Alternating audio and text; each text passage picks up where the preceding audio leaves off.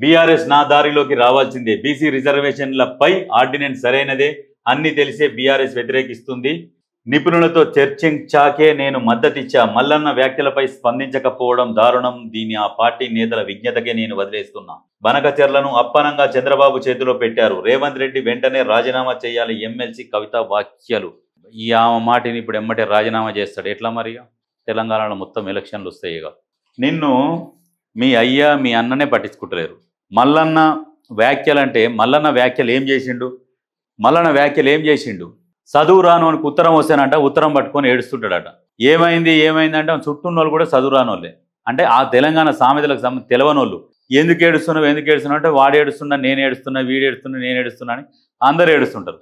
లాస్ట్కి అక్కడికి వాడు వస్తాడు, చదువు వచ్చినోడు. చదువు ఉన్నోడు ఎవరంటే సామెతల గురించి తెలిసింది ఆ బుక్ రాసిన ఆయన కేసీఆర్ వచ్చి ఏంటంటే ఇక నాకు ఉత్తరం వచ్చింది, నాకేం చదువు రాదు అందుకనే ఏడుస్తున్నాను అంటే ఆ ఉత్తరంలో ఉన్నది ఏందనేది చెప్తే క్లియర్గా ఆయన రాసిన బుక్ కంచం పొత్తు మంచం పొత్తు అనేది వాళ్ళకి తెలుసు కాబట్టి మల్లన్న మీద వాళ్ళు స్పందించరు. ఎందుకంటే ఆయన మాట్లాడింది కరెక్టే. అది కేసీఆర్ రాసిన బుక్లోనే 70వ పేజీలో ఉన్నది, క్లియర్గా చూపించారు. ఇంకా దాని మీదనంట మళ్ళీ ప్రెస్ మీట్ పెట్టి చెప్తున్నది మల్లన్న వ్యాఖ్యలపై బీఆర్ఎస్ స్పందించలేదు. ఎందుకు స్పందిస్తుంది? కరెక్ట్ మాట్లాడింది కాబట్టి స్పందించలేదు. కొంతమందికి నిజంగా అర్థం కానట్టుంది. ఆ సామెతలు అర్థమైన వాళ్ళకి అర్థమవుతాయి, అందరికి అర్థం కావు. అది అర్థం చేసుకోవాలి. దానికి అర్థం తెలియకుండా ఏదో అట్లాంటి వ్యాఖ్యలు చేయొద్దు ఇవన్నీ కాదు. తెలంగాణ యాస భాష మీద పట్టు ఉన్నోళ్ళే ఆ భాషని వాడతారు. నువ్వు ఏన్నో పుట్టొచ్చి ఏన్నో పెరిగి అమెరికాలో పెరిగి కొద్ది రోజులు ఎంతసేపటికి జూబ్లీహిల్స్ ఏరియాలో ఆ ఏరియాలో వండుకుంటా నీకు తెలంగాణ గురించి పల్లెటూర్లల్లో మాలమూల ప్రాంతాలల్లో వాళ్ళు మాట్లాడుకునే భాష, వాళ్ళు వేసే సామెతలు ఎట్లా ఉంటాయని మీకు ఎట్లా తెలుస్తుంది?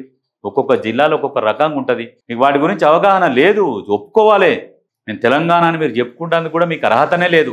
ఏంటంటే సెంటిమెంట్, తెలంగాణ కోసం ఫైట్ చేస్తే ఉద్యోగాలు వస్తాయి అనే ఒక సెంటిమెంట్ రగల్చి పబ్బం గడుపుకొని లాస్ట్కు తెలంగాణ వచ్చినాక అధికారంలోకి వచ్చి మీరు సంపాదించుకొని తిరుగుతున్నారు. పూర్తిగా తెలంగాణలో ఏ జిల్లాలలో ఏ భాష ఏ యాస ఎట్లా మాట్లాడుతున్నారో కూడా మీకు తెలియదు. మీకు ఓన్లీ ఆ కరీంనగర్ చుట్టుముట్టూ 2-3 గ్రామాలలో తిరిగి అంతవరకే ఉంటుంది. కానీ మహబూబ్ నగర్ లోటి, నల్గొండ లోటి, ఒక్కొక్క దగ్గర హైదరాబాద్ లాంగ్వేజ్ ఒకటి, ఒక్కొక్క దగ్గర ఒక్కొక్క తీరుగు ఉంటుంది. అవన్నీ తెలియదు.